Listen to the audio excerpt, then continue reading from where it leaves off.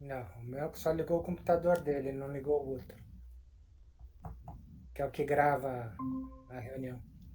Agora eu Ah, é? falei Tá chique. tudo aí por dentro. Tudo bem Melhorou, aí? Paula? Hã? É, mais ou menos.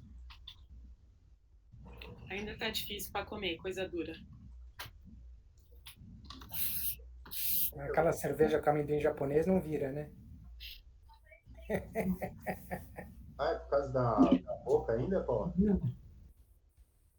É, Você foi no médico ou foi só na dentista? só na dentista. Eita. Vai, faz Ah, uma aula de Muay Thai e eles põem no lugar. no lugar já tá, é a musculatura que tá, é, como é que se diz? Avariada. Muito bom. Então vamos lá. Ah, a gente começa como? Pelo texto que você mandou, né? Não, a gente tinha um outro exercício. Lembra ou não lembra? Eu tô com a cabeça A fora. respiração, A respiração, lembra da respiração? Inspira, expira, solta todo o ar, inspira novamente, segura um pouco, solta. Vamos fazer a respiração para ficar todo mundo ah, coordenado. 5 voltas, sopra todo o ar, inspira, segura uns 3 segundos, solta, expira de novo. Vamos fazer 5 vezes.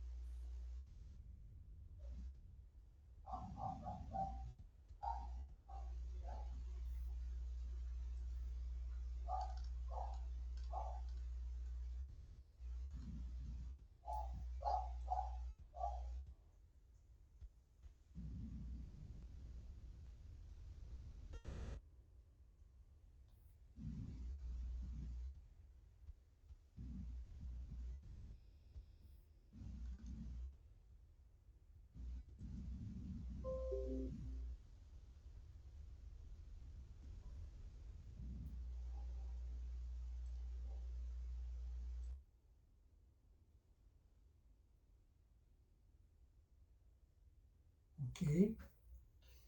Muito bom. Como é que foi os temas, como é que foram os temas do encontro 14?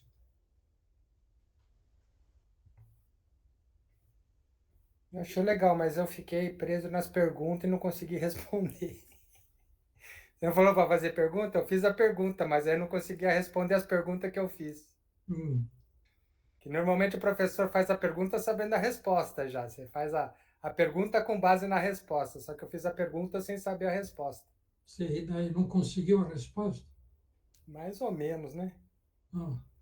Esse mais ou menos é satisfatório ou não?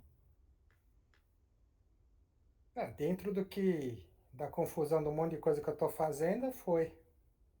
Foi. Hum. Alguém mais fez pergunta? Na verdade, não foram perguntas, né? Foram palavras-chave que eu estava tentando aprofundar. Hum. Qual é a importância dessas perguntas? Saber que eu não sei. Saber que nada sei. Hum. E que sei perguntar. Tem alguma resposta a mais?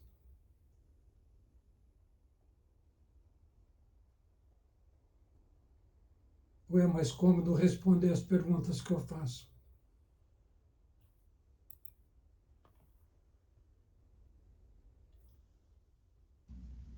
Eu acho que essa coisa de se propor a criar, a fazer a pergunta,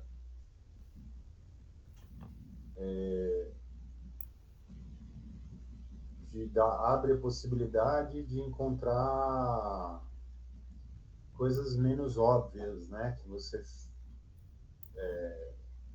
viu na leitura. Então, você lê e aí você faz as perguntas óbvias primeiro, aí você acaba percebendo a obviedade de algumas delas, e aí talvez isso gere uma pergunta que não seja tão óbvia e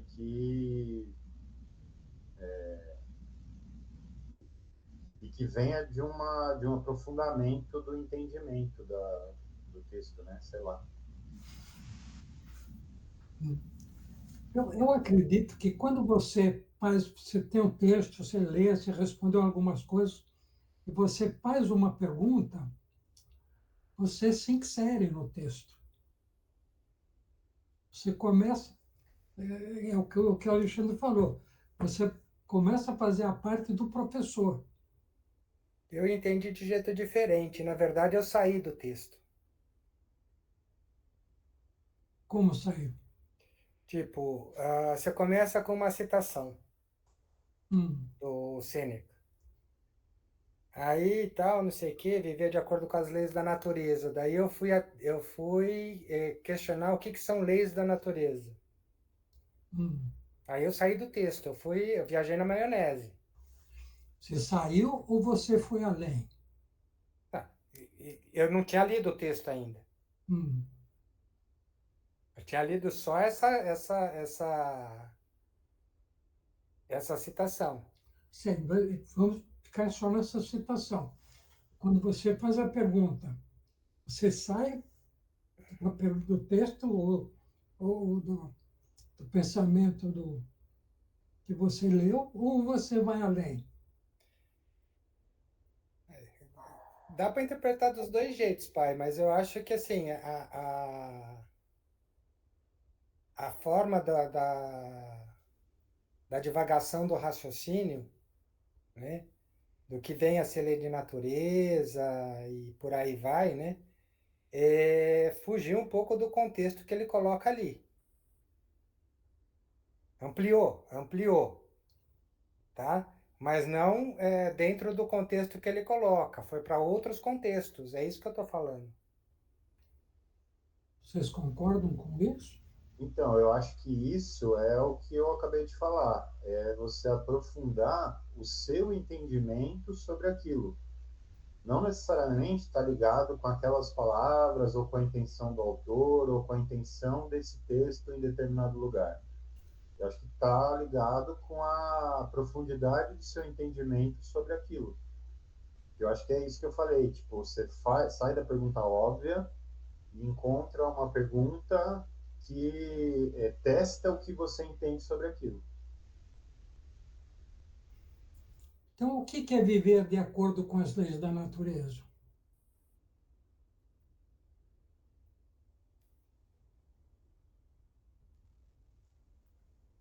Então, a primeira pergunta seria o qual? O Que é que é a lei da natureza. natureza? O que você entende por natureza? Se você não tiver uma compreensão, um conceito sobre a natureza, dificilmente você vai saber responder quais são as leis. Se você responder, você vai só estar repetindo o que alguém já disse. Essa que foi a intenção quando eu coloquei para fazer as perguntas. Então, o que é natureza? É subjetivo. Eu não consegui chegar à conclusão, eu fiquei rodando em volta também, porque é um conceito amplo. Hum. Eu fiquei entre dois lugares, assim, de pensar a natureza, e aí eu não conseguia me desvencilhar de pensar o meu contexto urbano, e se eu pensar no conceito de natureza como, como um ser que tem o seu corpo, enfim, tem os processos biológicos e fisiológicos incontroláveis, né? Porque a gente não controla. Mas urbanizado, distante, né? Impossibilitada de fazer colheita, de pegar, enfim. Foi difícil pensar no que o Seneca está propondo. Eu Mas ainda. aí, se Desculpa. eu ficasse presa nesse conceito, daí voltando para as leituras, e aí a gente pensa ali em valores, né? O que faz parte de você, o que você acredita, eu achei mais confortável vagar por aí.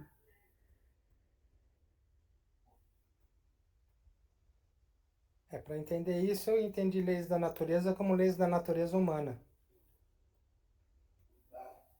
Eu fechei o foco. Em vez de ampliar, eu fechei. Para poder fazer sentido a frase. Entendeu? Mas você concorda que ainda assim tem um tanto de senso comum, né? Em leis da Sim, natureza, sim. a natureza humana. E aí tem uma série de coisas que a gente sabe que são condições de estar em sociedade, em determinada sociedade, né? Não é uma verdade para todo ser humano, por exemplo. Enfim, é muito amplo mesmo, né?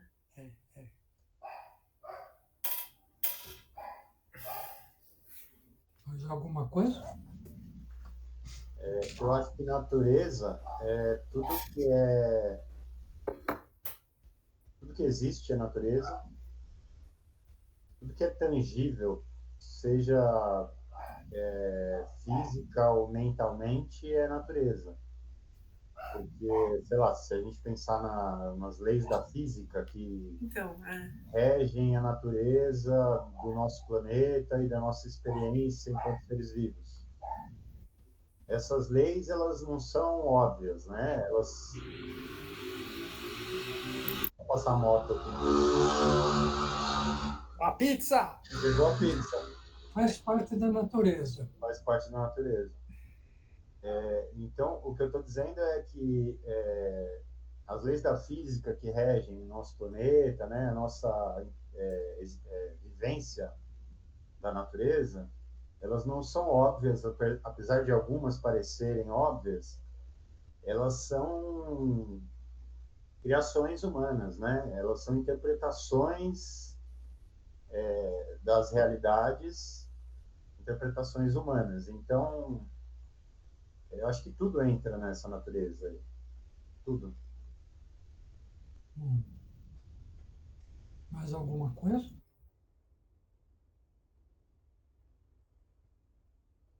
então, mas aí você segue a leitura. Eu sei que a gente começou falando do Sêneca e eu acho que vale a pena continuar, porque tem essa outra parte que, né, se você se vives de acordo com as leis da natureza, nunca serás pobre. Outra pergunta também, né, o que seria pobre para o Sêneca? Enfim, se vives de acordo com as opiniões alheias, nunca serás rico. Por isso que eu me ative a pensar na natureza como minha essência. Como o quê? Essência. Essência. Então, aí cabe outra pergunta. O que é pobre e o que é rico? Pobre do quê? Rico do quê? Então, o que nós estamos percebendo?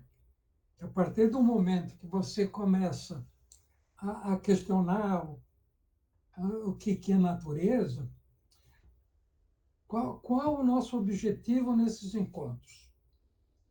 É 1 centímetro ir 1 centímetro além do nosso metro.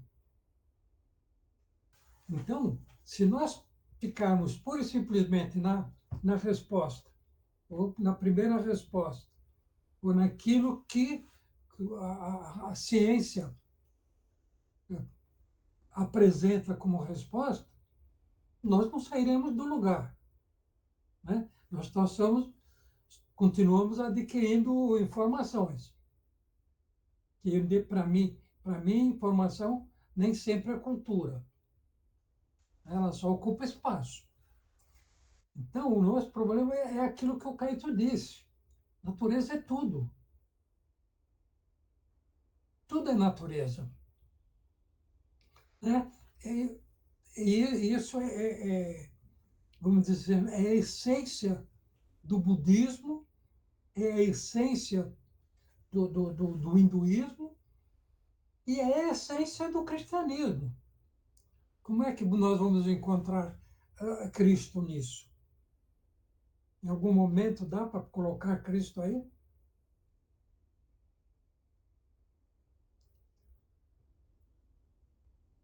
De natureza. Fala um. Pode falar, Aline, que o que eu vou falar talvez seja uma coisa tão absurda que eu não sei nem se eu tenho coragem. Então, Vou entra falar. Fala. Eu vou falar, pai. Se você achar muito absurdo, você fala, tá? De manhã eu estava assistindo hoje aquele filme Deus é Brasileiro. E a Mel falou muitas vezes, mãe, mas a gente já viu esse filme. Eu falei, não, eu nunca vi esse filme. Não, eu já vi essa cena. Não, nunca vi esse filme. E aí é uma viagem, tá? Mas eu acho que é essa visão que você tá falando aí. Dele, né, no lugar de... As cenas que mais me pegaram do filme foram as cenas que ele ficava parado admirando a obra dele.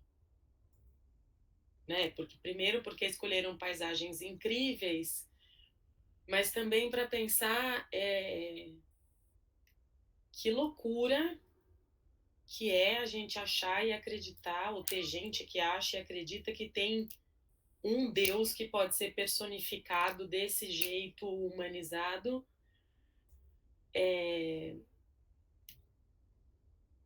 Não sei. Achei isso muito louco. Você falou e aí eu não consegui não falar disso, desse filme. E aí, na sequência do filme, eu comecei a ler o livro que você me deu, do Sêneca. Então, achei que o assunto estava... Achei curiosíssimo eu querer assistir esse filme. Como é que é? Achei curioso eu querer assistir esse filme. Você leu o filme, assistiu o filme antes ou depois de ler o livro? Antes. Foi coincidência? Eu não acredito em coincidências. Ou foram as forças da natureza em ação? É certeza que foram as forças da natureza em ação. Porque eu já tinha quase assistido esse filme muitas vezes. Mas aí me dava uma preguiça, eu falava, Deus, tá bom, vamos mudar de assunto. E aí eu acabava não assistindo. E aí hoje eu assisti com a Mel e ela falando que a gente já tinha visto. Eu tive a sensação que nunca tinha visto. Pode ser que tenha visto em algum momento e o filme não fez nenhum sentido, então não marcou, né? Mas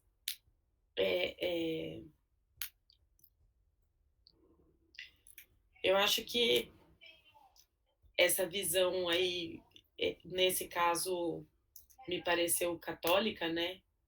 De que Deus fez toda a natureza e colocou a gente aqui para a gente estragar ela.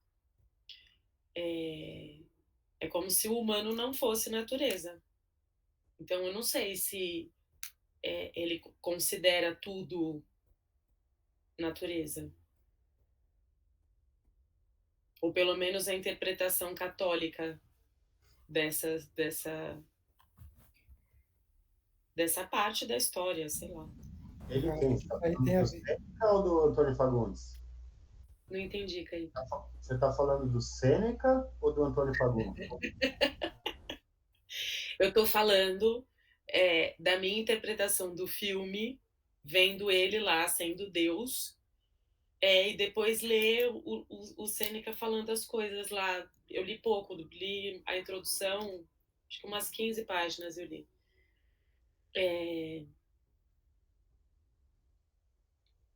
Mas isso, de fica claro no discurso, numa interpretação global, né? Sei lá, de globolixo, de que Deus considera os humanos separados da natureza. Mas tem o seguinte, Paulinha, dentro da doutrina católica, aí vem com uma coisa que o Caíto já colocou. É o pensamento de algumas pessoas que usavam do medo e da repressão para dominação. Então, os caras colocaram o discurso de um jeito que você não faz parte. Se você quer fazer parte, você tem que dar o dízimo e você tem que aparecer lá se confessar e ser bom e não sei o quê. Esse é um discurso de alguém que escreveu essa história e que foi interpretada por várias e várias pessoas e que é interpretada até hoje. Tipo, eu vou à missa de domingo, o cara, a hora que o padre vai fazer o sermão dele lá, eu dou risada. Por quê? Porque é a visão do padre. Isso sem falar nos livros apócrifos da Bíblia, que são Que não outras foram publicados, interpretações e tal.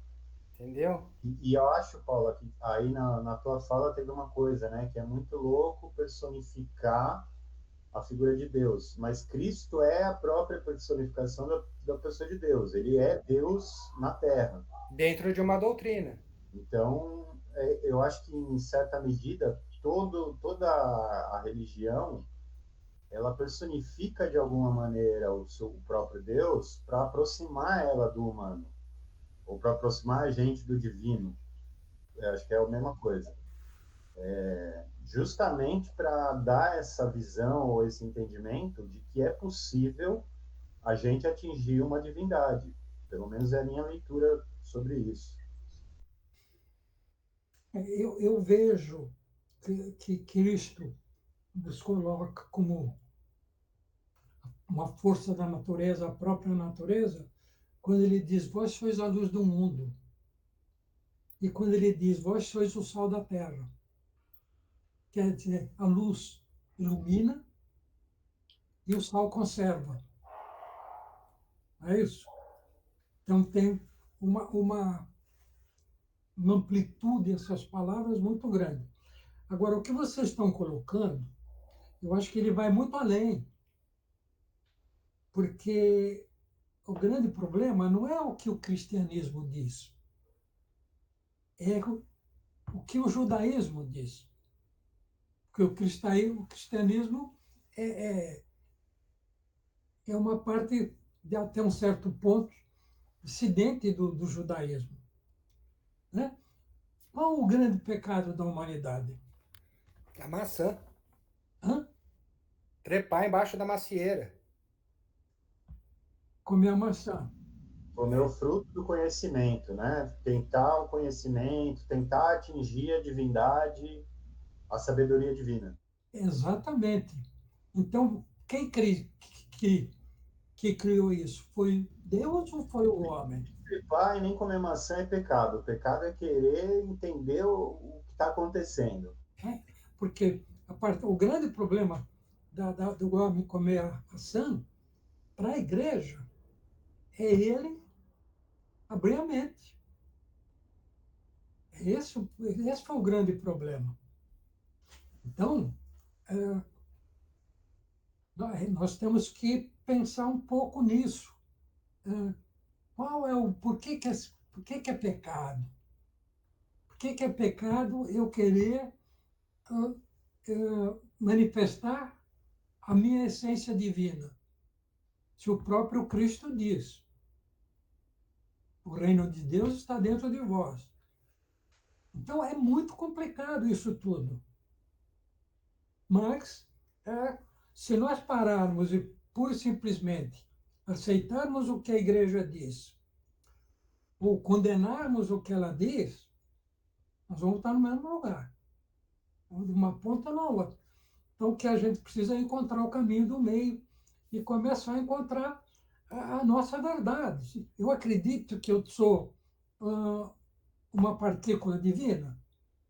Se eu acredito é uma coisa, se eu não acredito, não adianta, nada vai fazer com que eu mude de ideia, com que eu possa evoluir nesse sentido. Ok? Então, o que é viver de acordo com as leis da natureza? Depois disso tudo. Eu acho que no sentido do texto ali, que ele fala de pobreza, de riqueza e da opinião alheia, porque eu acho que o segredo está nessa opinião alheia aí, e é o que contrapõe leis da natureza, né? Pelo menos gramaticalmente, assim, a construção é essa. Então, eu acho que o segredo é esse, assim, é não dar ouvidos aos loucos e ficar na sua própria loucura, é buscar o próprio entendimento do que é isso, né? Sei lá. Eu acho que é isso. Não sei, pelo que eu entendi é isso, assim, a lei da natureza é a tua lei, faça o que tu queres. Aí entra o Aleister Crowley aí no meio do rolê. Mas eu acho que é nesse sentido que ele coloca. Você acha que a lei da natureza é a tua lei? Eu acho que quando ele contrapõe com opiniões alheias, ele está querendo dizer que a tua experiência, a tua vivência, a tua busca de caminho é mais importante do que o padre diz ou do que o líder da comunidade diz. Eu entendi isso. Eu acho que ele diz que você nunca será pobre porque a riqueza é esse caminho de buscar essas coisas. Se você aceita o presente, que é a palavra do pastor, do padre, você nunca será rico porque você só tem aquilo, entendeu? Que você vai ser dependente. E só vai ter uma possibilidade, né? Vai tá pobre em perspectiva, você não tem outras perspectivas, você só tem aquela que foi dita pelo padre e não busca respostas por si mesmo. Você aceita a resposta que já vem pronta. E nós não poderíamos ir um pouco mais longe nisso? Será que não tem a ver com o seu próprio autoconhecimento? Não é o que os outros dizem de você, mas e sim o que você descobre do que você é? Eu acho que é isso que eu estava dizendo, em outras palavras. Então, mas só que eu quero que a gente dê um passo além disso. Nós falamos agora mesmo que existe um todo. Tudo é uma coisa só. Então, viver de acordo com as leis da natureza é viver de acordo com essa unidade. Quando nós conseguirmos entender, compreender a profundidade dessa unidade, nós vamos viver naturalmente e não viver submissos à igreja, porque não é submisso à religião, é submisso às ideias da igreja, e dentro da igreja, cada igreja tem um padre, tem um pastor que tem as suas próprias ideias. Então, nós vamos cada vez nos afastando mais dessa coisa que, pelo menos, eu acredito que é a natureza. Nós somos uma coisa só. Tá certo? Alguma coisa a mais?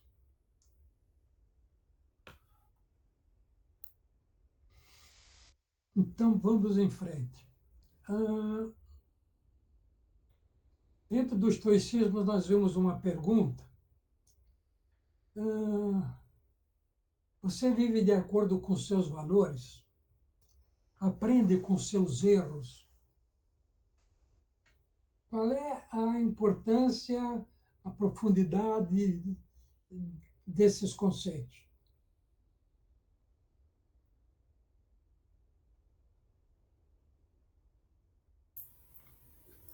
Eu vejo mais como uma pista para a busca do autoconhecimento, porque nenhum desses dois conceitos, para mim, na minha leitura, nesse momento, enfim, colocá-los em andamento depende do quanto você se conhece, de uma revisão constante, tanto na revisão dos próprios erros, né, mas também na afirmação de valores, nas situações que a gente se coloca, ou que aqui, bom, Sêneca está pertinho, está aqui na citação justamente para pensar nisso, né, de reafirmar os valores no sentido até de romper com coisas que se acreditava seguras e certas, e em algum momento essas coisas te colocam frente a seus valores e você precisa se afastar daquilo que em algum momento pareceu tão determinante ou tão certo na tua vida, né? Eu digo isso até para pensar, por exemplo, enquanto professora, assim, o quanto a gente já veio falando nisso, né? Mas eu acho que sempre vale lembrar do quanto a gente, na nossa profissão, é testado nesses valores mesmo, né? Eu trabalho numa escola que atende um público que está colocando frente a mim o tempo todo valores com os quais eu não concordo, né? E eu trabalho para essas pessoas, e então manter-me constantemente avaliando o que eu quero para minha vida, o que eu acredito como um caminho que eu quero percorrer, que eu quero trilhar, eu consigo ver muito claramente, assim, no meu trabalho, o quanto é importante para mim, para minha sanidade, para o meu bem-estar.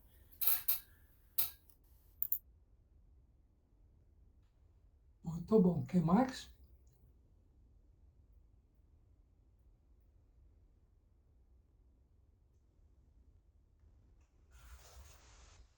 Teria alguma pergunta para ser feita antes das respostas? Qual seria?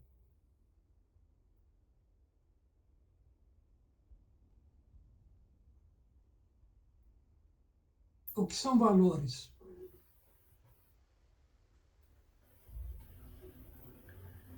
É aquilo que você acredita, né? Hã? É aquilo que você acredita e é aquilo que você adota como referência para continuar vivendo. Isso é o ideal. Não, isso são valores. E os erros, eles aparecem porque você não é perfeito para seguir eles de forma plena. Mas será que os valores são só? Nós vivemos, eu acho que a Lene colocou bem isso agora. Nós vivemos de acordo com os nossos valores ou nós vivemos de acordo com os valores da sociedade da qual nós fazemos parte? É a mesma coisa? Eu vou propor uma questão sociológica agora.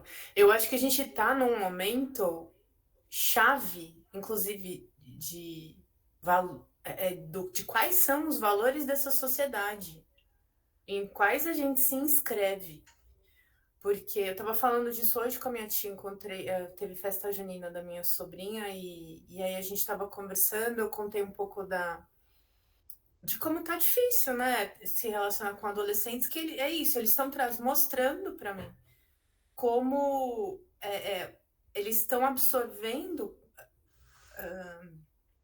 valores, condutas, disposições de sociabilidade contrárias ao que eu acredito, ao como eu fui introduzida na socialização, né, com as pessoas, assim, para além das brincadeiras da quinta série que vão permanecer, que a gente lida com elas o tempo todo, mas eu vejo, por exemplo, um estímulo à desonestidade, um estímulo à mentira, um estímulo a tirar vantagem. Dar um exemplo para vocês, que eu fiquei... dois irmãos gêmeos na escola, lá durante teve uma oficina no ensino médio, e lá no ensino médio tem uma máquina de café, sabe essas máquinas que a gente põe moedinha de 50 centavos, R$1, aí sai aquele cafezinho expresso, que é muito mais barato que da cantina. Então, o que a molecada queria? Trocar o dinheiro, passava o Pix na cantina para pegar dinheiro. E é claro que a dona da cantina não queria.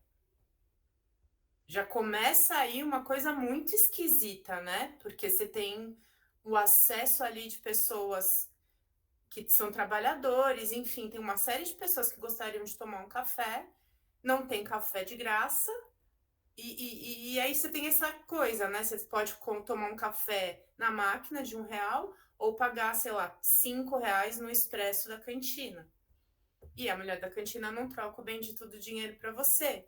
Aí o que esses irmãos gêmeos fizeram? Eles tinham dinheiro, eles tinham moedas. Eles começaram a vender as moedas. Aí o judeuzinho entra em ação. Aí você me pergunta... Hã? Você dá aula no Bialik? Aí é a piada pronta, os meninos são judeus. Quando eu ouvi essa história e o menino estava rindo, tirando vantagem, eu falei, Gabriel, você vai se dar muito mal. A gente não acredita nesses valores. Isso pra gente é... só que a gente, quem acredita nesses valores? Valores de quem, sabe? Aí, para meu alívio, deu mais ou menos uns 30 minutos, a orientadora foi chamar o Gabriel e o irmão dele para conversarem sobre esse tipo de conduta e tudo mais. Só que, veja, um garoto de 13 anos, né? Assim, ele tá exposto a isso. Tem lá as bets, na hora que você liga o computador, vem no seu celular, tem... Então, e esses valores, só que isso que é mais assustador para mim, eu vou me sentindo... dialogando com pessoas que estão olhando para mim falando, mas não faz sentido isso que você está dizendo, Aline. Por que é um absurdo vender? Eu tenho uma coisa que ele quer.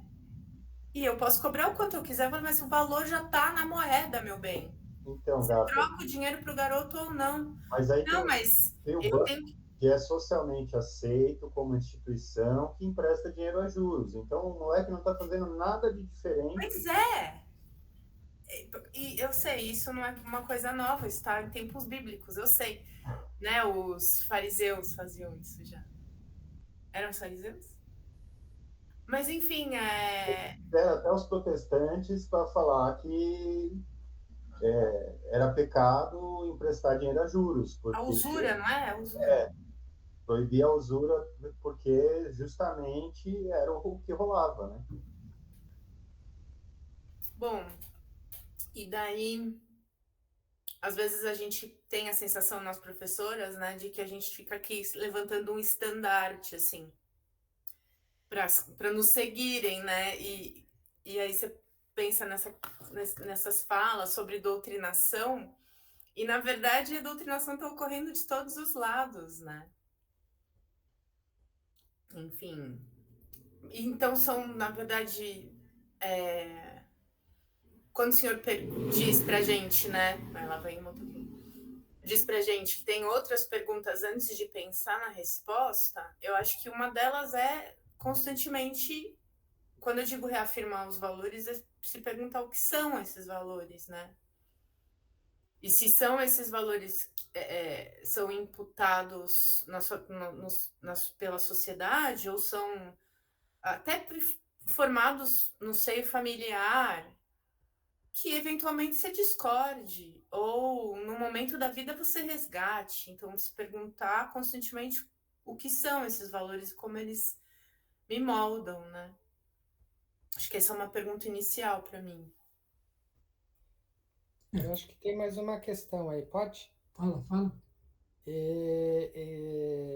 Fazendo um paralelo com a Constituição, você tem direito fundamental, que seriam os valores fundamentais para que se vive em sociedade, e você tem outros direitos que são discutidos nos artigos seguintes, que são regulamentados por lei e que podem ser mudados de acordo com o atual estágio da sociedade. Então, eu acho que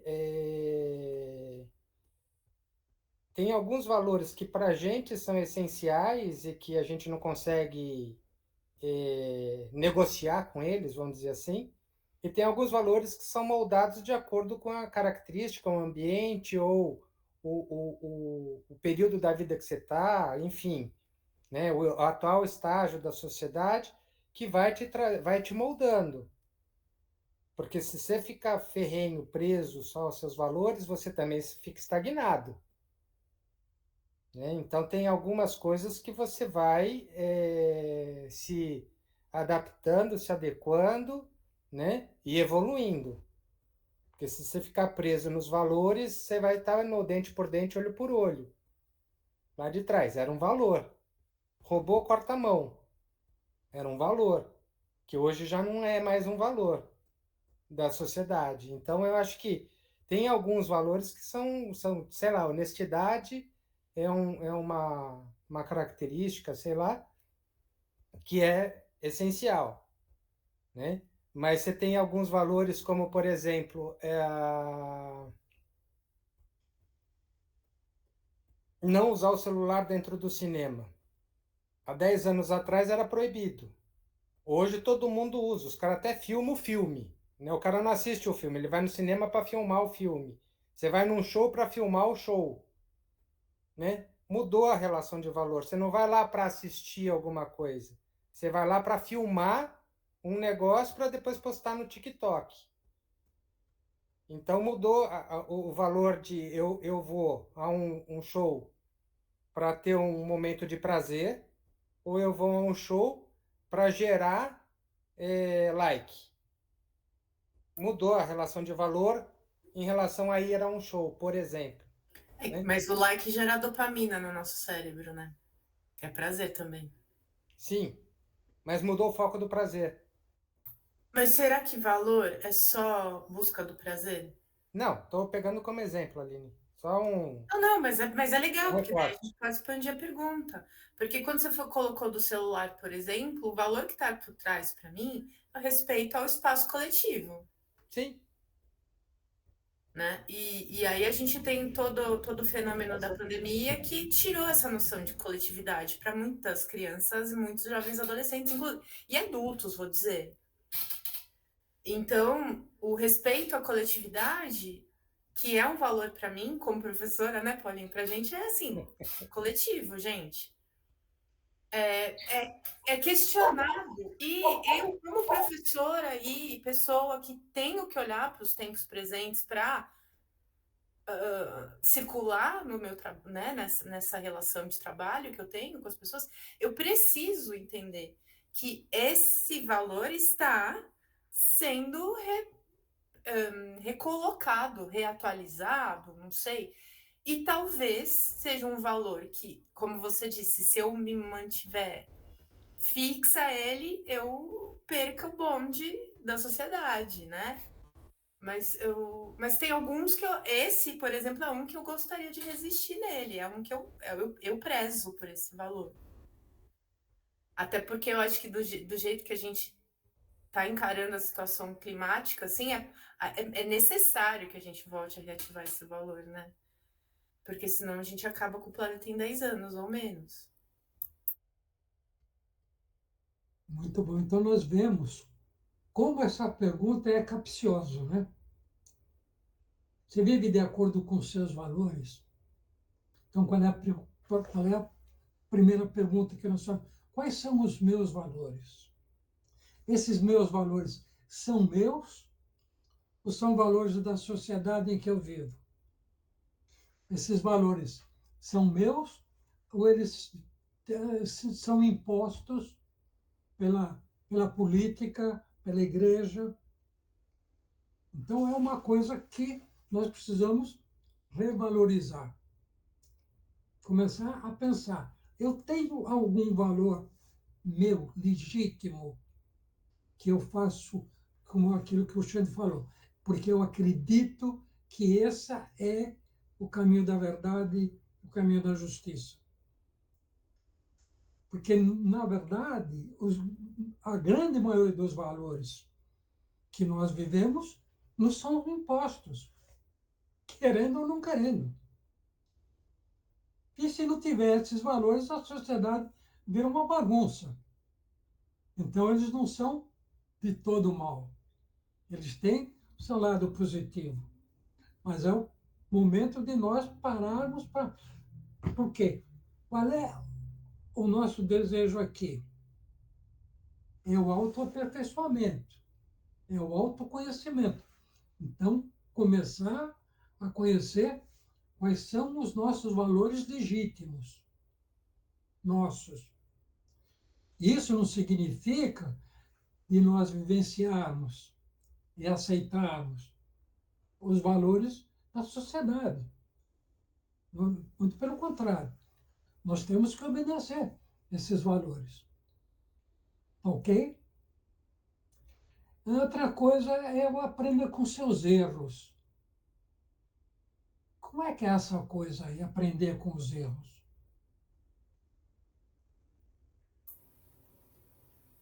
Você errou, você aprendeu ou Não. não aprendeu? Eu fiquei pensando muito nisso, porque eu sou uma pessoa muito medrosa. E esse dizer é muito fascinante, porque você só erra se você faz. Você fica com medo e não fizer, você nem se dá ao luxo de errar. E se você não erra, você não aprende. Então, essa roda, para mim, eterna, né, de se permita, ao menos, fazer para errar, é anterior, assim, né, de aprender com os erros. E aí, do mesmo jeito com que a gente está se perguntando o que está compondo cada um desses conceitos, o aprender com os erros, não é, eu não consigo entender isso como alguma coisa imediata, até porque o processo de aprendizagem não é imediato. E a consciência da aprendizagem também não.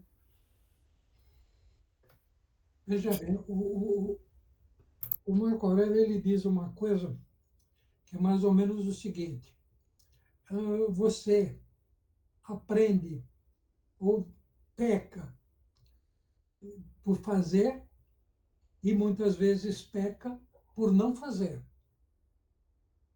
Então, quando nós não fazemos, muitas vezes é um erro. Nós deveríamos ter feito aquilo e não fizemos. Por quê? Porque nós fomos induzidos ao erro.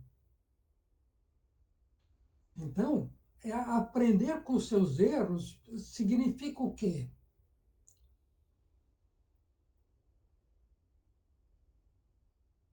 Uma reflexão sobre o que você faz. Tudo aquilo que eu faço é correto?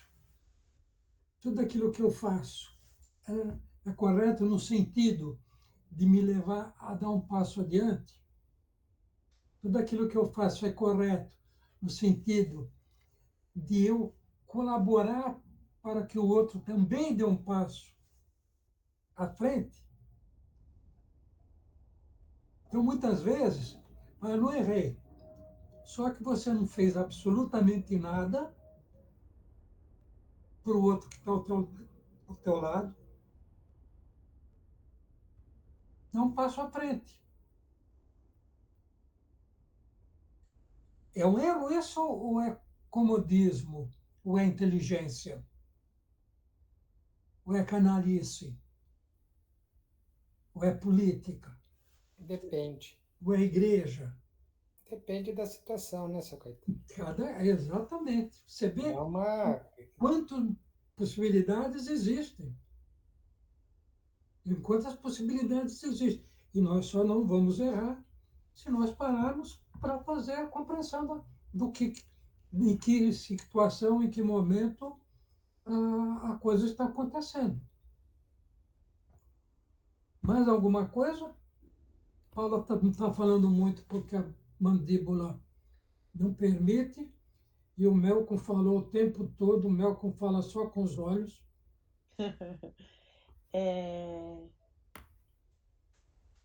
Então, eu concordo com o que a Aline estava falando. Eu acho que para aprender com os erros tem que ser uma pessoa que se propõe a fazer, né? Ter pelo menos a chance de errar. Então, eu fico pensando muito num discurso que eu continuo repetindo e tenho pensado muito sobre ele, que é quando você não tem a regra, você não tem o erro, né? Esse discurso ele acontece geralmente para as famílias entenderem como a gente está tentando trabalhar a criança a se arriscar nas situações de alfabetização, por exemplo. Porque daí vem a mãe e fala, ai, mas escreve tudo com letra errada, o que que eu faço? Eu falo que está errado, eu não falo nada. Ele te perguntou alguma coisa? Não, então não fala nada, porque não tem erro se não tem a regra. Ele não tem a regra ainda de com que letra aquilo é escrito. Então, ele está só pensando sobre o que ele está fazendo ali. Então, eu tento contar que isso que ela considera um erro é uma oportunidade.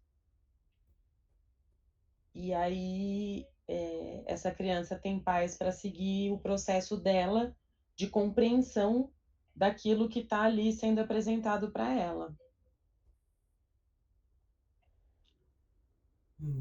Então, a palavra erro, ela aparece para mim em lugares muito extremos, assim. Então, de considerar que não existe erro,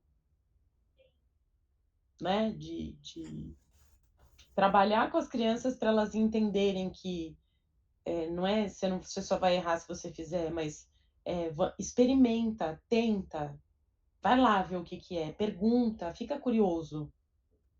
Muito mais do que ficar falando sobre, esse foi o caminho errado. Para quem? Né? O que ele tinha que viver, será que é o que eu queria propor ou será que é o que ele viveu?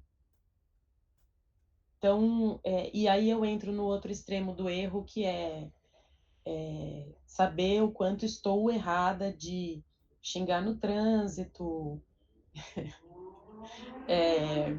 ficar irritada com os barulhos da cidade, xingar porque o filho da puta passou com a moto 3 horas da manhã.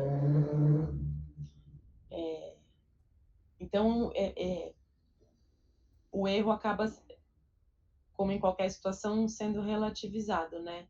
Porque quando eu vou tratar de um erro de outra pessoa, eu tento contar para ela que aquilo não é um erro, é uma oportunidade dela experimentar uma coisa que talvez ela nem fosse. Ah, deu errado. Será? Tenta outra coisa, então. Experimenta. Você está experimentando, você está só ampliando seu repertório de experiência mesmo, de viver no mundo. Viajei muito? Errou muito? Quem mais? Eu tenho uma. Vou jogar farinha nesse angu um pouco. Eu acho que, quando você fala aprender com os erros, eu acho que tem algumas etapas aí que a gente tem que considerar.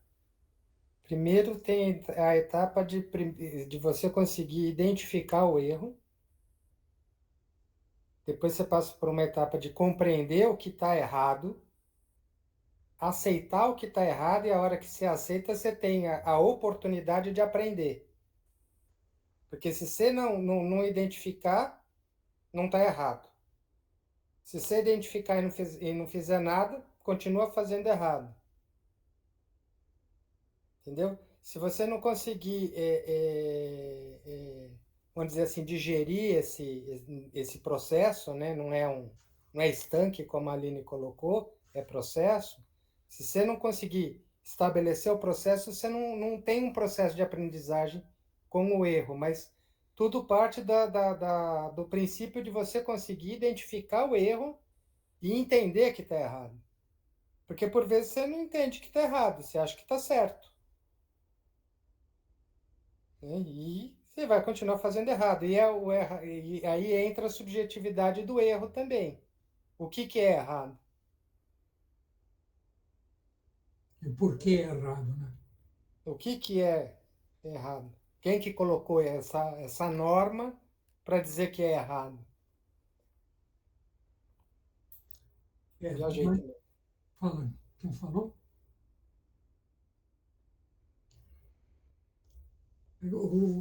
Tudo, na verdade, tudo na vida é um processo. O budismo diz: não existe nada errado e nada certo. Existe o momento atual. Existe o momento em que você tem essa determinada competência. E essa competência, ela pode e deve ser aprimorada. Ela pode e deve dar um novo passo. Então, esse é o grande problema. Aprender com os seus erros. Mas que erro? Por que eu errei? Né? Essa é a primeira coisa. Por que está errado? A partir do momento em que você começa a questionar o erro, o porquê que está errado, por que você errou, você já abre vários caminhos. E aí nós vamos entrar mais uma vez nos valores. Tudo vai também depender dos valores. Né? Porque a Paula e a Aline falam dos erros na educação. Mas o erro vai muito além da educação. Vai muito além do jardim. Lembram desse filme? Eu acho que é não sei, talvez seja o exemplo mais simples que eu tenha de explicar o erro. Mas eu falei do erro também no lugar de me sentir errada de fazer coisas que socialmente não são aceitas. Exatamente. Está errado por quê? Porque socialmente não é aceito. Os valores não aceitam esse tipo de comportamento. Tá certo? Exatamente. E aí eu sou a hipócrita, né? Porque eu vou lá e falo para as crianças uma coisa e saio na rua e faço exatamente o contrário. Por quê? Por quê? Falta de autoconhecimento. Não sei responder isso. Porque falta dar mais um passo, falta subir mais um degrau. A partir do momento que você der mais esse passo, subir mais esse degrau, você vai, é aquele negócio. Faço o que eu falo, não faço o que eu faço o que eu digo, não faço o que eu faço. Mas né, o Gandhi discutia muito isso. Se você não fizer o que você fala, não tem valor nenhum. Mas isso é muito relativo. Depende em que degrau você está, em que patamar você está. Não adianta nós queremos estar 5 degraus acima, 10 degraus acima, se nós não estamos. Por quê? Nós somos fruto, querendo ou não querendo, de uma sociedade, de uma educação, de valores. E isso é muito significativo. Agora, nós podemos nos libertar disso? E essa é a função do autoconhecimento e do autoaperfeiçoamento, da liberdade, da libertação. Se livrar de tudo isso. Mas é realmente muito complicado. O problema é que, de um modo geral, nós colocamos isso dentro da normalidade. É normal, é. Mas nós precisamos mudar? Precisamos. Por quê? Porque nós queremos dar mais um passo. Que nós queremos subir mais um degrau. Que nós temos que dar a mão para alguém subir esse degrau. É isso que eu acredito. Muito bom. Mais alguma coisa? Tem alguma coisa errada aí? Muito bom. O Buda fala em fala correto. Fala correta. O que é isso?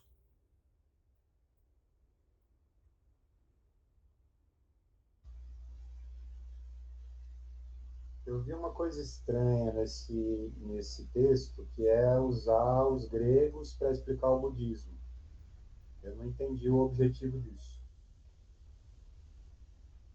Eu não disse usar os gregos para explicar o budismo. Eu não entendi Talvez eu tenha colocado mais. o sentido O disso. que os gregos, e na verdade não são, é o grego, é o egípcio, é o hindu, que o budismo, embora ele tenha sido criado por um hindu, ele foi desenvolvido na China e depois no Japão. Existe mais budismo no Japão e na China do que na Índia. E o Buda era hindu, né? Então, em que momento os pensamentos estoicos, os pensamentos de Platão, os pensamentos de Sócrates, os pensamentos de Hermes Trismegisto, de Pitágoras, se relacionam com os pensamentos budistas. Existe algum momento disso? Não, a relação eu entendo que sempre vai existir, mas o que eu não entendi é buscar conceitos gregos para explicar um conceito oriental, assim, sendo que os orientais já têm os conceitos ali estabelecidos do que é a fala correta e tal. Eu não entendi.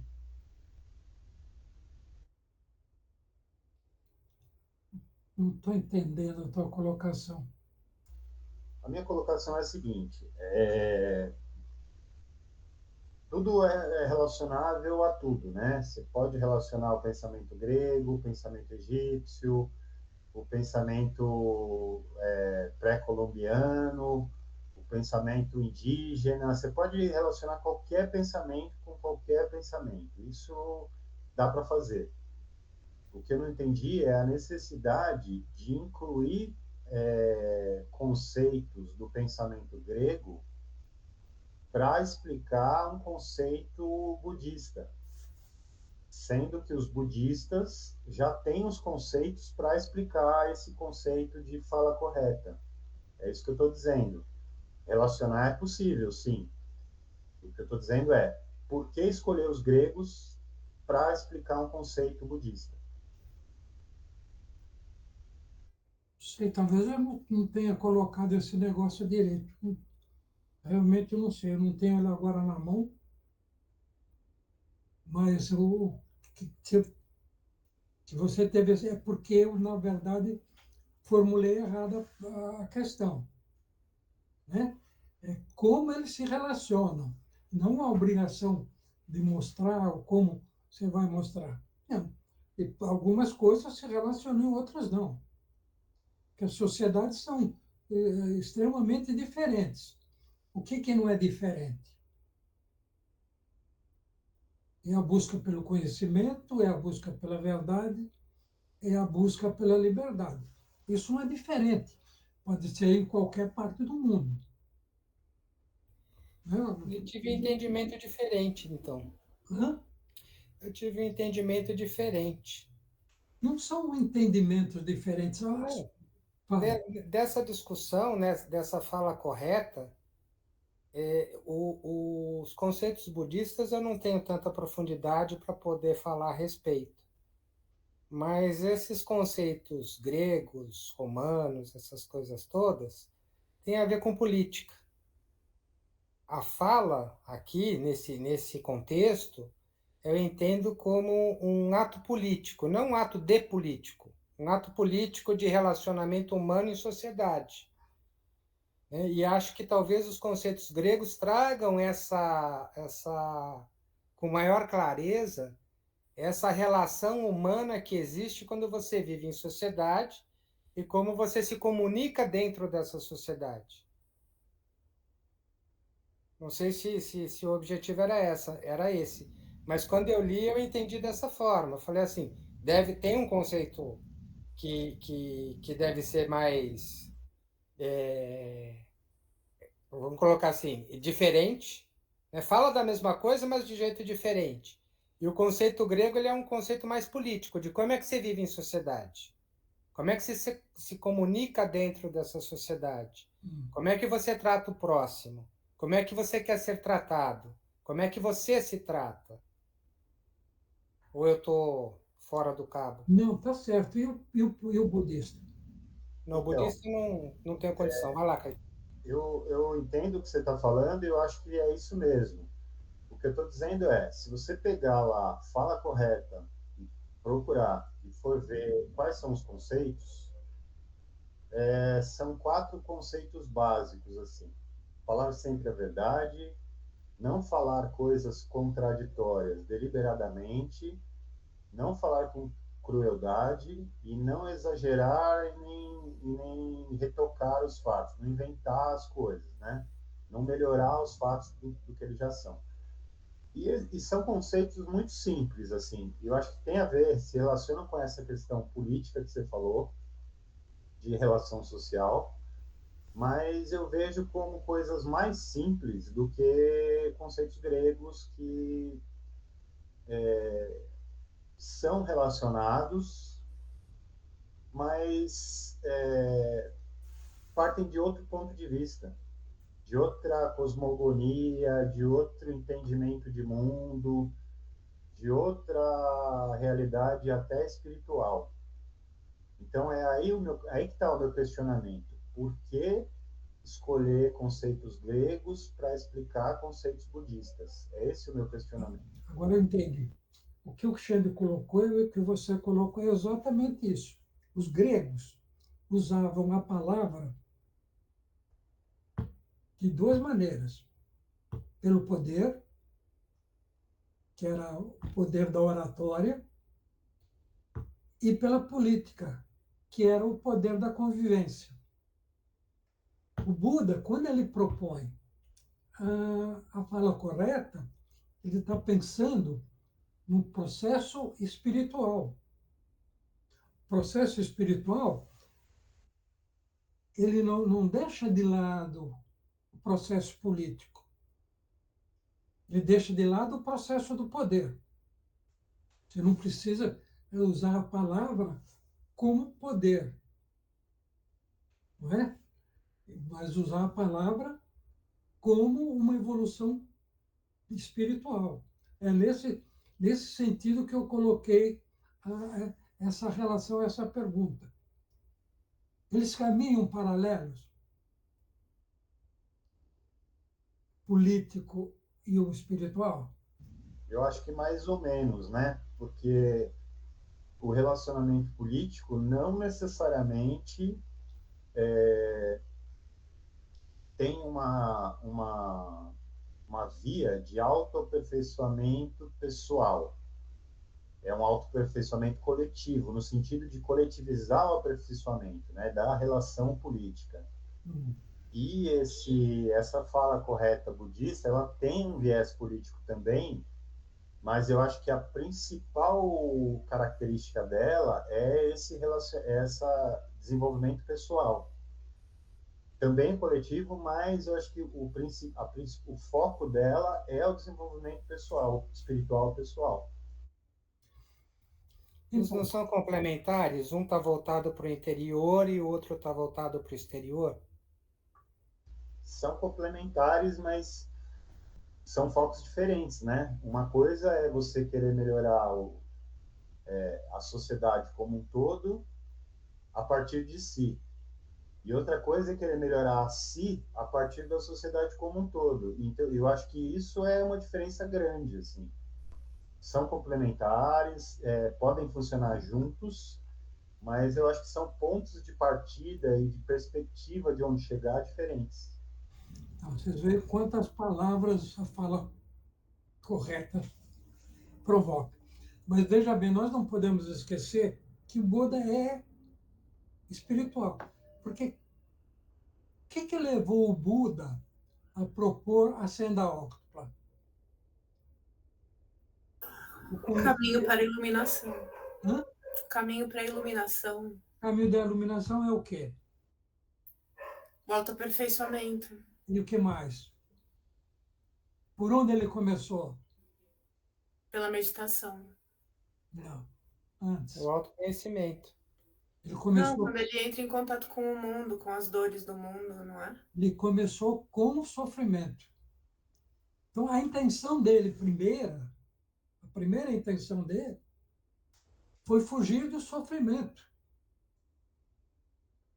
porque ele foi criado de uma forma que o pai dele, pelo menos historicamente, não se sabe, ou através da lenda, se é uma verdade ou se é uma lenda, o pai dele não permitia que ele tivesse contato, conhecimento de qualquer tipo de sofrimento.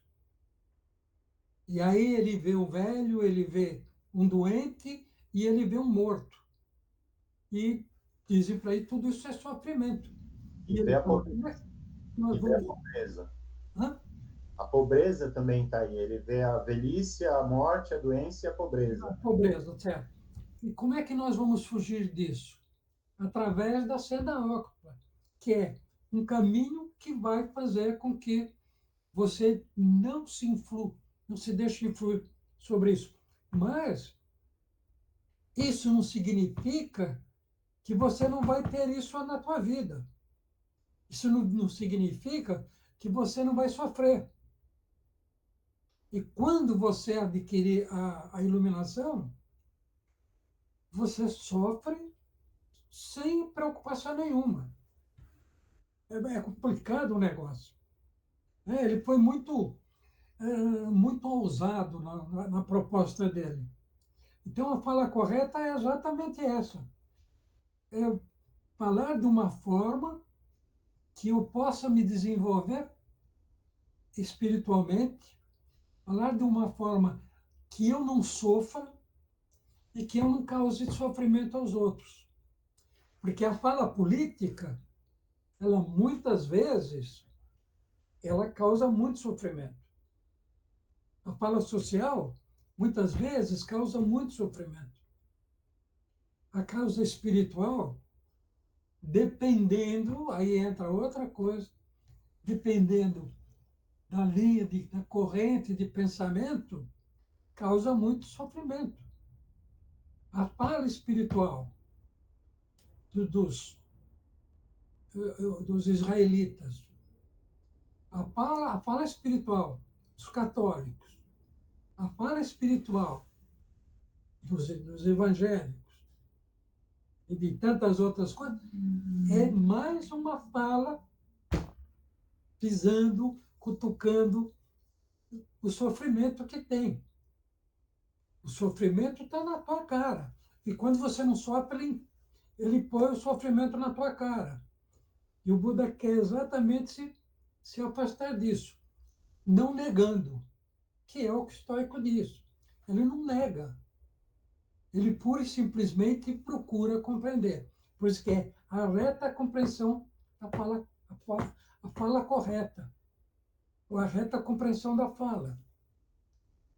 Como é que nós vamos usar a fala? Em nosso benefício e em benefício do outro. Sem que isso signifique que não vai haver sofrimento. Sem que isso signifique que não vai haver trabalho, dificuldade. É isso que eu pretendi e coloquei como fala correta. Foi correto? O Caíto não achou. Eu ainda acho que não precisava dos conceitos gregos para explicar o que eles já explicam de uma maneira bem simples, assim. Eu entendo a relação, mas eu não acho que precisava dos gregos aí nessa parte da Quando os estoicos dizem se preocupe com o que você pode resolver e não se preocupe com o que você não pode resolver, tem alguma coisa a ver com isso? com a fala correta. É. Não sei, porque eu vejo a fala correta mais como um procedimento, né? Uma maneira de se comunicar que busque a verdade, que busque o não sofrimento tanto seu quanto dos outros e que busque essa comunicação clara, né? Que não seja contraditória, que que não provoque a dúvida desnecessária. Eu entendi assim, né? A fala que não seja contraditória, eu entendo assim, como que não busque a dúvida desnecessária. Eu acho que tem relação, mas eu continuo achando que não precisava dos gregos nessa história. Posso jogar mais um pouquinho de farinha aí no meio? Eu acho que tem a ver um pouco com a opinião alheia. A fala correta, ou a escolha das melhores palavras, é para que você não se torne uma opinião alheia quando você influencia os outros, e você não se torne uma opinião alheia quando você está evoluindo.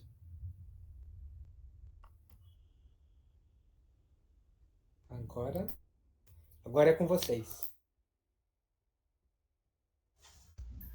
Toquei a campainha e saí correndo. Eu me atrevo a dizer que talvez a relação entre as culturas se dê justamente no terceiro parágrafo ali, quando ele diz, eu abri o documento até para ver, Caíto. Platão considerava a palavra um fármaco.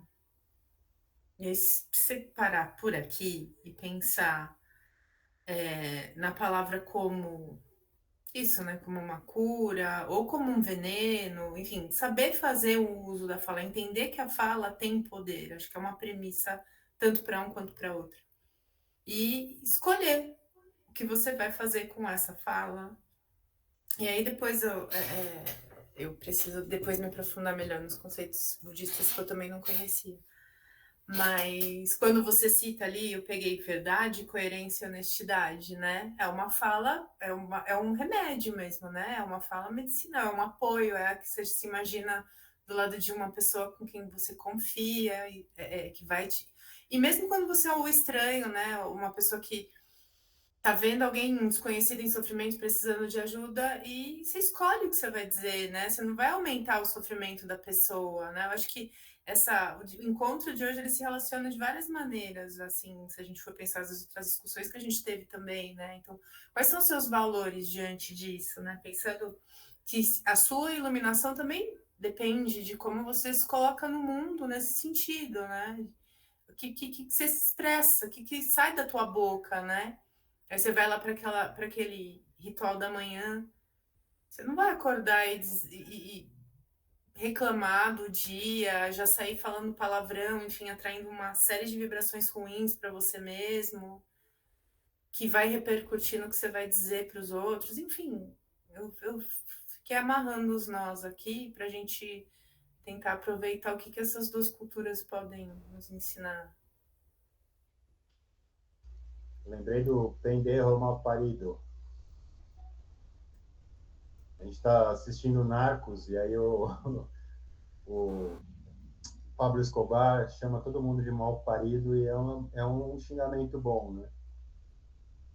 Como é que é? A gente está assistindo Narcos, que é uma série na Netflix, não sei se está na Netflix, na verdade. Está na Netflix. Que é uma série sobre o Pablo Escobar e como que foi a vida dele e tal. E ele chama todo mundo de mal parido. E é o xingamento preferido dele, ele chama todo mundo de mal parido. E a gente acha um xingamento bom mesmo. Eu acho que a gente precisa achar a fala correta para fechar isso aí. Fecha com a fala correta, Melco. Os melhores xingamentos são em espanhol.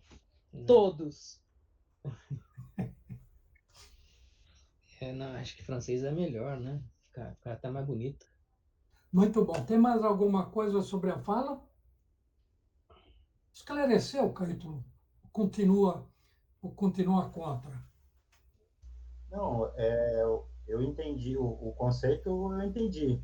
Seu Caetano, o Caetano estava mais querendo te provocar do que qualquer outra coisa. Não, vai provocar.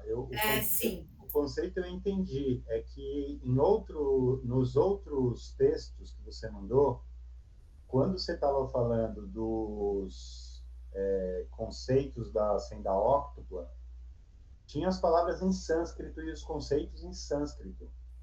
E essa tem os conceitos em grego.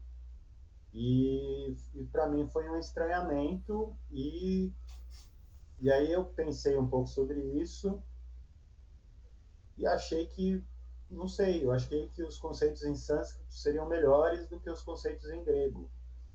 Mas isso é uma opinião pessoal minha, não que esteja errado ou que não tenha relação. Tem relação, os conceitos estão certos, eu só apontei para essa questão. Ok. Então vamos em frente. Alguma coisa, alguém tem alguma coisa para colocar?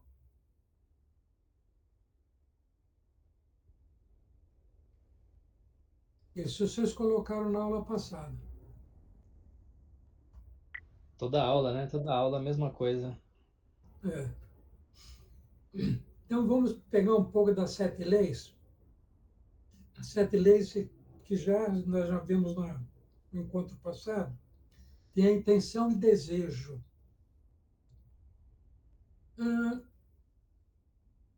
Deu para pensar mais um pouco no que é intenção e no que é desejo?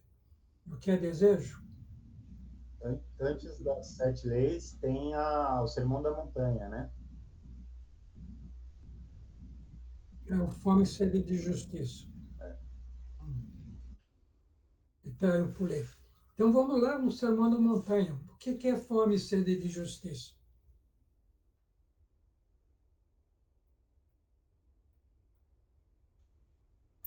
É um valor. É um valor. Aí, exatamente, nós chegamos nos valores. Nos valores de quem?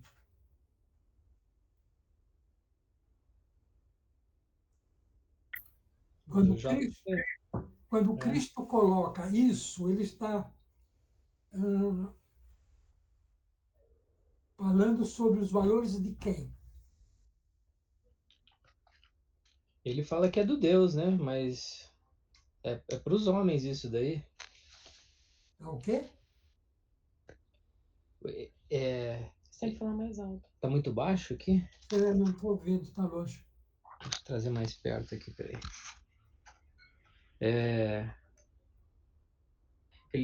Ele fala que são os valores de Deus, né? Isso daí. Mas, sei lá, é para os homens que ele está passando isso. Então, não sei, é um valor coletivo também. O que mais, gente?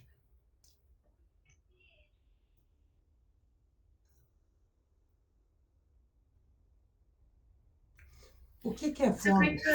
No começo eu anotei aqui que ele fala que esse ensinamento é para os inquietos, para acalmar os inquietos. Eu fiquei aqui pensando. Insatisfeitos. Insatisfeitos, mas inquietude também tem essa. Porque depois vai falar ali de se saciar, de entender o desejo como a busca pelo material, pelas posses. Vamos começar a pergunta de outra forma. O que é fome e o que é sede? Como é que ele coloca isso? Aqui eu entendi como uma metáfora. Seria uma metáfora. Ele fala em metáforas, ele faz, mas Fome e sede fala como conceitualmente, qual é o conceito de fome? Qual é o conceito uma de necessidade fisiológica do ser humano, a fome. São necessidades existenciais, né? Que garantem a nossa existência. São fisiológicas, porque a gente sabe que existem, por exemplo, mestres que conseguem se abster por longos períodos inclusive de pensar na fome, né? A meditação também te guia em saciar essas necessidades fisiológicas. Então, por isso que ele não é fome e sede, não tem um conceito fisiológico e sim existencial, como o Caíto colocou. Exatamente, porque, de um modo geral, a gente pensa, estou com fome porque meu organismo está reclamando, porque eu não comi. Mas a gente não tem fome só do alimento material. A gente tem fome do elemento espiritual. A gente tem sede do elemento espiritual. E o que é justiça?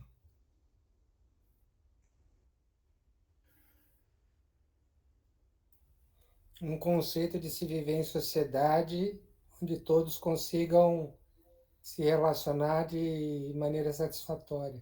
Isso é do direito. Vamos além do direito. Tem algum outro conceito que não seja proposto pelo direito? Não é que o direito propõe esteja errado, mas nós temos que dar um passo além. Qual é a outra proposta?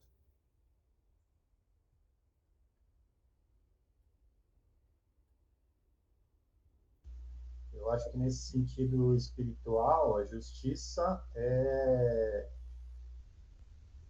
a parte que cabe a cada um segundo sua própria caminhada, o seu próprio esforço, sua própria intenção e desejo, para usar as próximas palavras aí. Eu acho que justiça é a igualdade de não de oportunidade, mas a igualdade de manifestação da existência mesmo, assim, a igualdade de é difícil. De poder buscar aquilo que nutre a sua essência? Eu acho que você colocou a palavra exata, é a igualdade. O que é justiça? É igualdade ou é equidade? Igualdade e equidade, né? São conceitos diferentes. Não, mas a igualdade no sentido de que todos podem. É comum para todos, e a equidade no sentido de que é justo cada um no seu limite. O pedaço que cabe a cada um ou o pedaço que cada um necessita. Então a justiça é o quê? A igualdade? Ou a equidade? A igualdade e a equidade no que cada um necessita e no que cada um pode proporcionar. Quando nós falamos em igualdade, nós estamos falando no quê?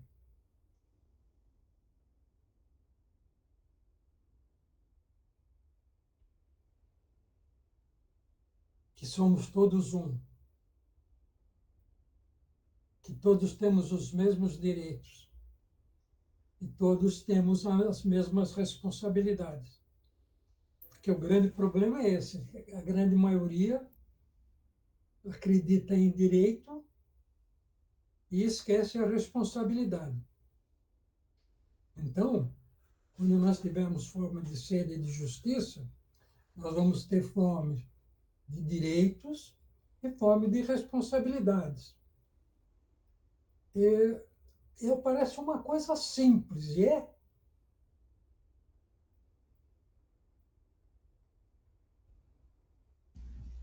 Eu acho que não é muito simples, porque a sociedade está baseada em desigualdades, né? Em desequidades.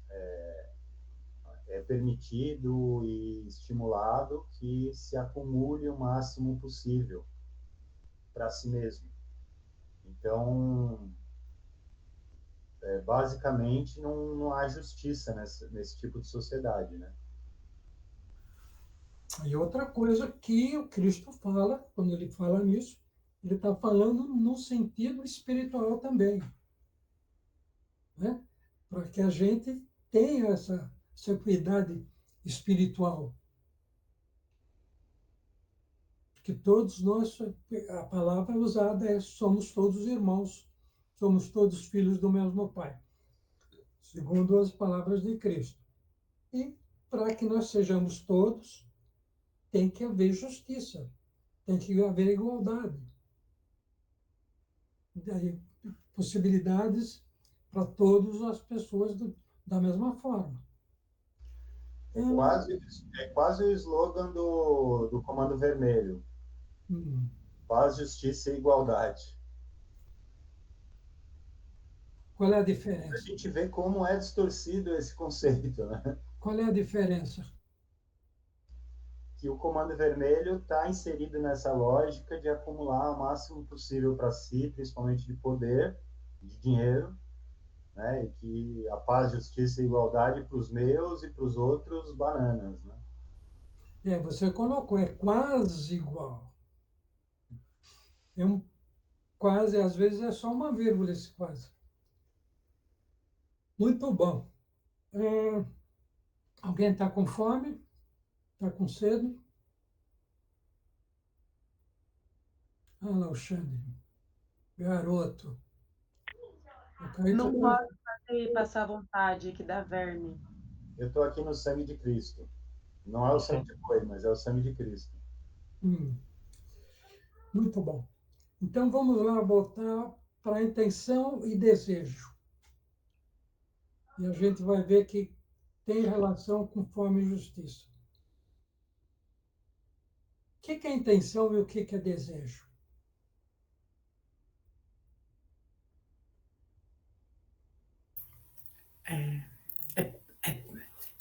Conceber mentalmente alguma coisa antes de buscá-la.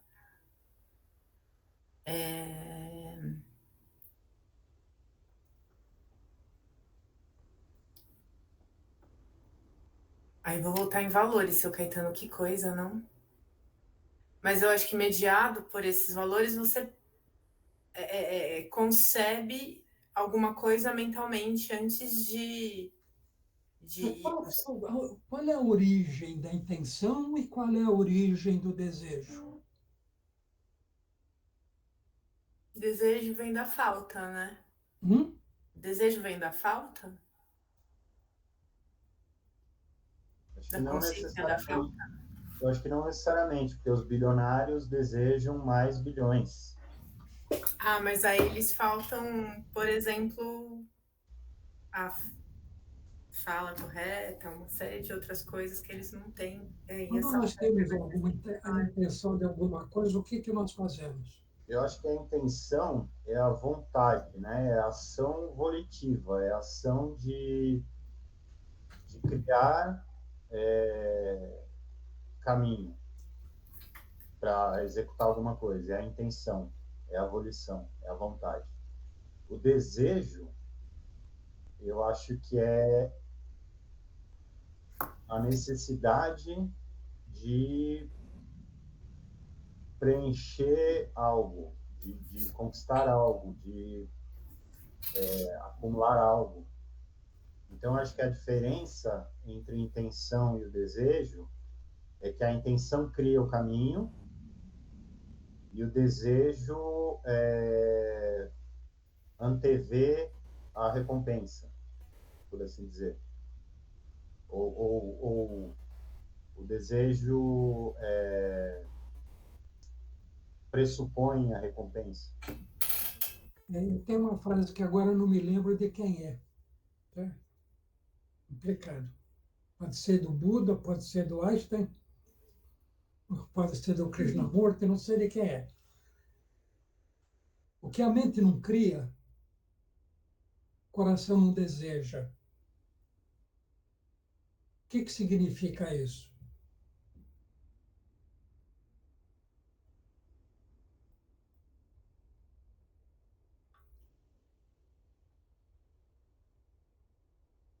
Então, nós vemos que intenção é mente.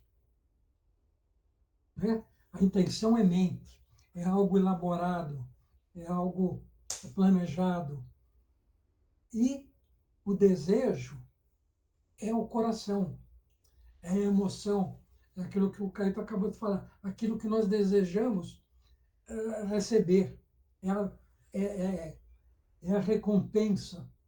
É o racional e o irracional? O desejo pode ser colocado como irracional, mas se ele for emocional,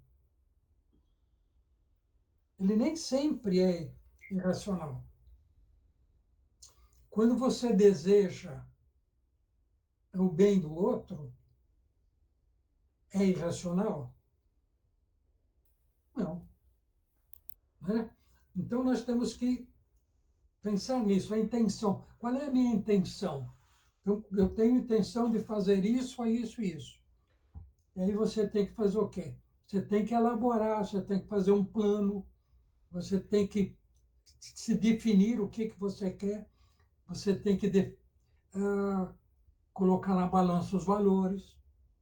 Essa é a intenção. E o desejo é como você vai receber e como você vai compartilhar isso. Parece uma coisa tão simples, mas, na verdade, ela é um pouco complexa, pelo menos dentro da minha capacidade de compreensão.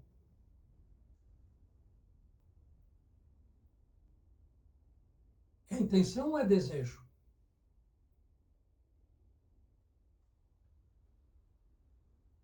Qual é que deve prevalecer? Eu acho que não tem que ter prevalecer nenhum dos dois. Eu acho que os dois são complementares, né? A intenção cria o caminho para satisfazer o desejo.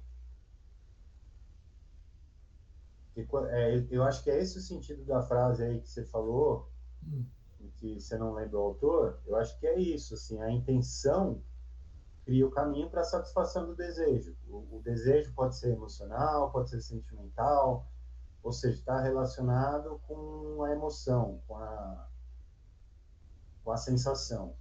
E a intenção está relacionada com como eu vou atingir esse objetivo que é o meu desejo. Então, acho que é esse o sentido dessa frase aí. Pelo menos foi o que eu entendi. Eu acho que sim. Porque o que a mente não cria, o coração não sente. Né? O coração não sente nada que vem do nada. Ele sempre, o que nós sentimos? Na aula passada, nós falamos sobre o poder do pensamento, não foi? E aí entra mais uma vez o poder do pensamento. O que nós pensamos, nós vamos sentir. Se você pensa coisas boas, se você pensa coisas positivas, você tem um sentimento bom e positivo. Se você pensa em coisas más ou em coisas negativas, você vai ter esse resultado. Então, são pequenas frases, pequenos pensamentos que nos fazem pensar e, muitas vezes, reorganizar o nosso dia, o nosso caminho, os nossos valores, as nossas intenções, porque essa intenção vai me satisfazer, eu vou ficar muito feliz. Ótimo. E os outros? Como é que eles vão ficar? Aí já entra uma carga violenta de egoísmo. Ah, isso aqui eu vou ajudar tantas e tantas pessoas. Mas e eu? Como é que eu fico? Então, aí, mais uma vez, nós vamos procurar o caminho do meio, o equilíbrio. Equilibrei? Muito bom. Hoje nós terminamos mais cedo, né? Você falou pouco, a Paula não falou, o Melco não falou. Mas hoje foi mais tranquilo, né? Hã? Hoje foi melhor, foi mais dinâmico. Você achou que foi melhor? Eu achei da comparação com semana passada. Eu acho que você não devia falar isso da Paula e do Melco. Eu acho que fluiu melhor hoje mesmo, a Paula ficou quieta. Não, mas tudo bem. Uma Qual que fala era- correta. Qual que era a sua intenção com essa fala? Na semana passada, a Paula falou menos ainda, porque ela estava com a boca inchada de boxeadora.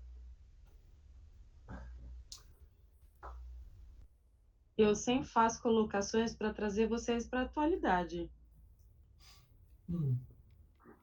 Olha, veja. Os memes e as gírias do... Como é que é lá? O trololó de... Eu até esqueço o nome das... É que não é da tua faixa etária, né? É um pouco mais velho. Não, da tua faixa etária de aluno. Um pouco mais velho. Tem agora um negócio de helicóptero com tubarão helicóptero, sei lá, umas coisas da molecada muito doida aí que não dá para entender direito. Eu não estou sabendo dessa atualidade. Bom, podemos terminar? Então vamos fazer 5 minutos de meditação. Pois, sábado que vem todo mundo pode? Paula, parece que tem. Eu tenho festa junina das meninas e de manhã eu vou ver a escola com elas. Eu tenho festa junina também. Eu vou tentar chegar às 6, mas eu não garanto. Porque as crianças vão dançar às 5:30. A gente não... Eu não sei, porque a festa delas começa às 4. A escola vai ficar o dia inteiro com festa. De manhã é os pequenos, aí fica até meio-dia Fundamental 1, aí às 4 da tarde começa o Fundamental 2 e médio vai até às 9. Vocês acham melhor adiar isso para todo mundo participar? Acho que sim. Talvez. Pode ser, porque se a dança lá na escola da Aline vai começar às 4:30, vai começar às 5 e pouco, na real. Começa... nunca termina na hora, sempre é complicado. Então eu mando os temas, vocês discutem, analisam tudo e depois a gente se encontra no outra semana. A não ser que vocês queiram mudar o dia. Não, acho que não. Vocês que sabem. Sábado para mim funciona melhor. Sábado, né? Então tá bom. Então vamos deixar, sábado que vem a gente pula mas vai se falando de qualquer jeito. Vamos fazer 5 minutos de meditação. Quem põe a música, o Melco. Deixa eu só perguntar uma coisa antes. A mamãe está bem? Por que ela não participou hoje?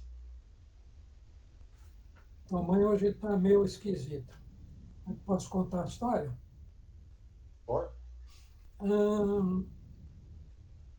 Eu hoje fiz uma compra do Carrefour, porque eu achei uma porção de coisa mais barata do que comprar no sacolão.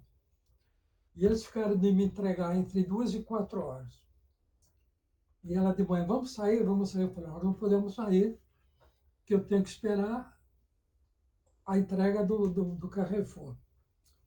Aí quando foi 2:30, eles entregaram. Mas de manhã, quando eu fui no sacolão, eu vi lá a Rua da Feira fechada e uma placa de festa junina.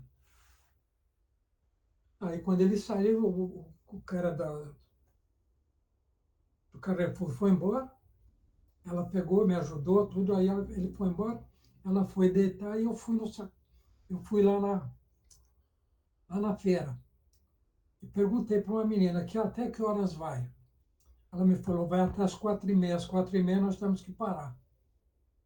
Aí eu voltei, falei para ela, se troca, que eu vou te levar numa festa junina e você vai comer doce.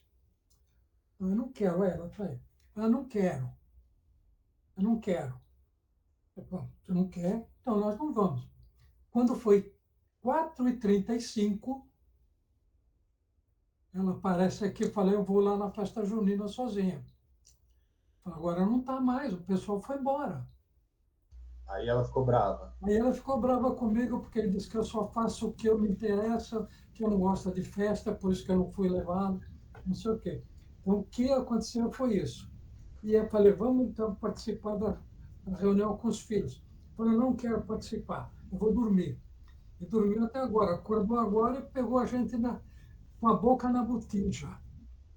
Agora é ela que vai falar, vem cá, senhora. Vem você fala boa noite para os seus filhos. Vem, mãe! Boa noite. Boa noite, Boa noite. Começou o Jornal Nacional? Ei? Fátima Bernardes, boa noite. Boa noite. Acordou, dona Vilma? Acordei, vocês falam muito alto? É o Caíto que grita aí. Eu tô falando demais hoje. Ela acha que eu fui o culpado de tudo. Do quê? Vai. Preocupada do quê, marido? De não te levar na feira para comer doce. É porque você não gosta de festa? Você já falou, você cansou de falar que não gosta de Eu festa. não gosto de festa, mas eu te convidei para você ir lá. Você É. disse que não queria. Só isso que aconteceu. Tá certo? Tá certo, não é? O Caí. Cortou meu barato e acabou. Ô, Caíto, Oi, mãe, tudo bom? parece aqui que eu quero ver você de vez em quando, viu? De vez em quando? De vez em quando, porque você não aparece aqui nem para dizer, oi, alô, gente, vocês estão vivos ainda? O que vocês estão fazendo aí? Por que não passa a mão na caçarola e vai embora? Eu fui aí domingo passado, mãe. Eu fui no sábado trocar a torneira e depois fui no domingo de novo, lembra? Não. Eu não me lembro. Desculpa, mas não me lembro. É por isso que você precisa tomar os remédios, para ficar com a memória melhor. Amanhã eu vou passar aí de novo.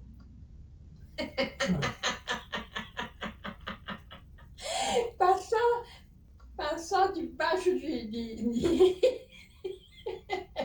Tá ótimo, filho. Vai. Não vou expressar o que eu estou pensando. Deixa para lá. A gente já entendeu. Entendeu? É lógico, né? O que você entendeu? Ele só vai porque você está brigando com ele. E para isso não interessa. Não é obrigatório. É a mesma coisa que a tartaruga lá. Então, não está com fome, não quer comer? Se enfia debaixo da escada e dane-se o mundo. A hora que ela está com fome, aí ela sai e vai procurar comida para comer porque está com fome. Então, é a mesma coisa. E a tartaruga está errada? Hã? Ela está errada? Na maneira dela pensar, ela está certa. Ela se esconde lá, vai dormir Eu e vou fica me esconder embaixo da escada aqui, então. Vou me esconder embaixo da escada aqui, então. Não, debaixo da escada não. Tem que vir aqui mostrar a cara. Brasil, mostra a tua cara. Eu vou até aí, mãe. Não é obrigatório, mas tem que ir. Né? Não é obrigatório, mas não vai para você ver. Isso aí é imposição, né? Isso é imposição. Tudo bem. Ô, mãe. Sim, filha. Para de ficar brava, fica com o coração peludo desse jeito. Eu não estou brava, filha. Eu não estou brava. Quem que disse que eu estou brava? Eu falo sempre desse jeito. Vocês não acostumaram ainda? Não conhece ainda, né? Dando voadora no lustre desse jeito aí é novidade. O quê? Dando voadora no lustre desse jeito aí é novidade. Então, para acalmar os... Vamos meditar. Vamos fazer a meditação, a tua mãe vai fazer também. Ela fez a meditação transcendental do Maharishi comigo. E ela vai fazer. Quem vai pôr a música? Eu. Então vamos lá. Vê se assina o YouTube para não vir a propaganda da Beth no meio da meditação, Paulo.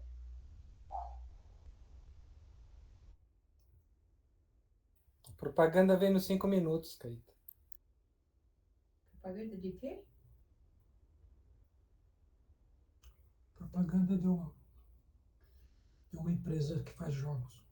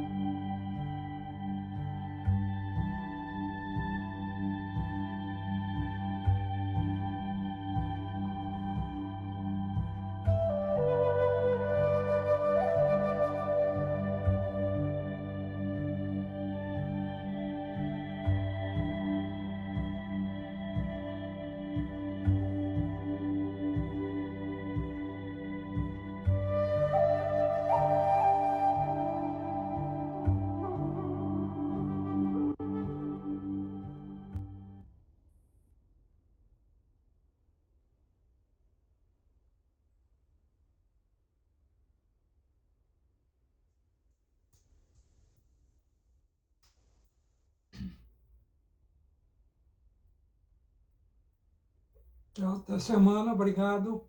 Tchau, boa semana. Um abraço para todo mundo. Tchau, mamãe. Tchau, papai. Tchau, tchau. Beijos para vocês, irmãozinhos e Aline, linda. Todos.